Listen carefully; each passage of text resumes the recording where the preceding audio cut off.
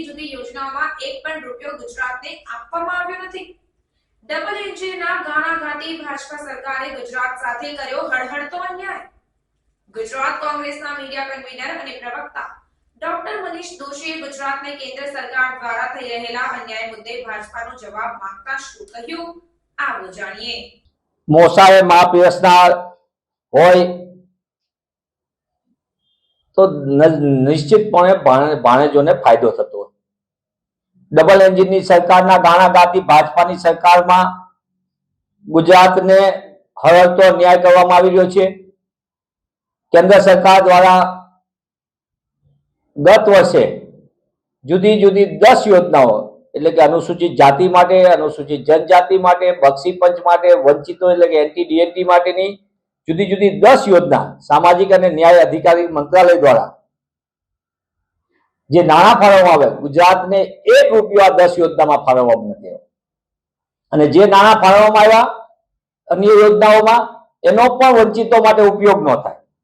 એક તરફ કહેતા હતા કે ગુજરાતને અન્યાય થાય, 2014માં ગુજરાતને થપ્પડ, ગુજરાતીઓને થપ્પડ, આવી જાહેરાતો કરીને ભાવના મુદ્દા લાવીને વાતો કરીને મત એકત્ર કરનારી ભાજપાની સરકારે, કેન્દ્ર સરકારે ગુજરાતને વધુ એક હળહળતો અન્યાય કર્યો. અનુસૂચિત જાતિના વિદ્યાર્થીઓના મેરિટમાં સુધારો થાય તેની માટેની એક યોજના હતી, 1 પણ રૂપિયો ન આપ્યો. ક્રેડિટ ગેરંટી યોજના જુદા જુદા ઓલા માટે નાના વ્યવસાય કરતા હોય અનુસૂચિત જાતિ જનજાતિના, એને 1 પૈસો નહીં. પ્રધાનમંત્રી દક્ષતા અને કૌશલ્યતા સંપન્ન હિતગ્રાહી યોજના, નાણાં બહુ મોટા કહેવાય કૌશલ્યતાના, પણ સ્કિલ ડેવલપમેન્ટના નામે ગુજરાતને 1 રૂપિયો નહીં આ યોજના હેઠળ. Scheme for prevention of alcoholism and drug abuse, આ સૌથી ચિંતાજનક.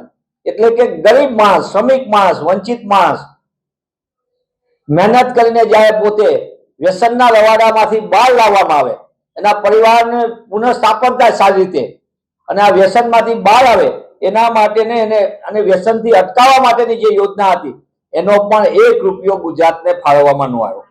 રિસર્ચ, સ્ટડી એન્ડ પબ્લિકેશન એટલે કે અનુસૂચિત જાતિ, અનુસૂચિત જનજાતિ ના બાળકો સારું શોધ સંશોધન કરીને પોતાની ગુણવત્તા આધારે આગળ વધે એના માટેનું જે એની માટેનું રિસર્ચ કરવા માટેના ફંડ હતું અને પબ્લિકેશનનું ફંડ હતું એનો પણ 1 રૂપિયો ફાળવવામાં નથી આવ્યો.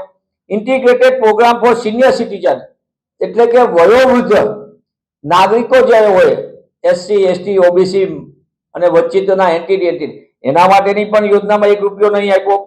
National survey on drug abuse, આ તો સૌથી ચિંતાજનક. એક તરફ ગુજરાતમાં અબજો રૂપિયાની ડ્રગ પકડાય, અબજો રૂપિયાની ડ્રગ ઠલવાય, ગુજરાતમાં દરરોજ કરોડો લીટર દારૂ ઠલવાય ગેરકાયદેસર રીતે, ત્યારે આ વ્યસનમાંથી બહાર લાવવા માટે એના માટેનો સર્વે કરવાના જે નાણાંની યોજના હતી એમાં પણ ગુજરાતને 1 રૂપિયો ન આપ્યો.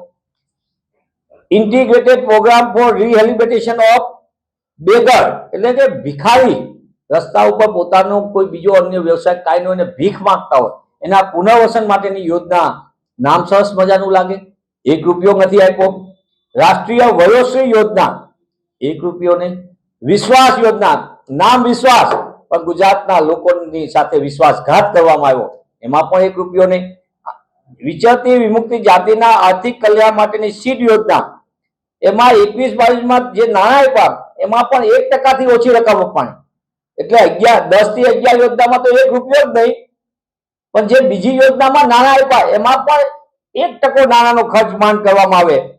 આ કહેવાતી ડબલ એન્જિનની સરકારે ગુજરાતીઓ અને ખાસ કરીને અનુસૂચિત જાતિ, અનુસૂચિત જનજાતિ, બક્ષી પંચ અને વંચિતોની જિંદગી સાથે રમત રમી છે. એમના પરિવારોને એમના લાભથી વંચિત રાખવાનું પાપ આ ભાજપાની સરકારે કર્યું છે.